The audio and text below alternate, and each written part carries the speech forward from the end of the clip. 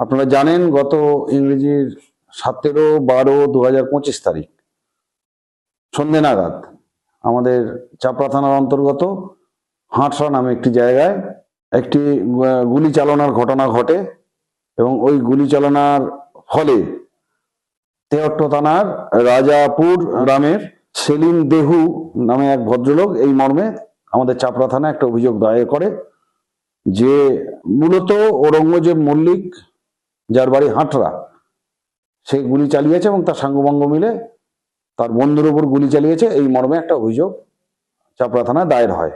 আর তার বন্ধুর নাম নূর ইয়াসিন মন্ডল এবং এই ঘটনায় নূর ইয়াসিন মন্ডলের বাঁ হাতে গুলি লাগে, গুলিবিদ্ধ হয়। বর্তমানে তিনি চিকিৎসাধীন আছেন। এই ঘটনার পরিপ্রেক্ষিতে চাপড়া থানায় একটি মামলা দায়ের করা হয় এবং আমরা একটি স্পেশাল টিম তৈরি করি। কয়েকদিন আগে এই ঘটনার পরিপ্রেক্ষিতে আব্দুল হামিদ শেখ এবং সুজাউদ্দিন শেখ, দুজনের বাড়ি হাঁটরা, চাপড়া থানার অন্তর্গত, আমরা অ্যারেস্ট করেছিলাম এবং তাদেরকে আমরা মহামান্য আদালতের নির্দেশে পিসিতে নিয়ে এসেছিলাম এবং তাদের ইন্টারোগেশন করে আজ গিয়ে বিকেল নাগাদ আমরা চাপড়া থানা এলাকা থেকে এই ঘটনার মূল যিনি অভিযুক্ত ঔরঙ্গজেব মল্লিক, তাকে আমরা অ্যারেস্ট করতে সক্ষম হই।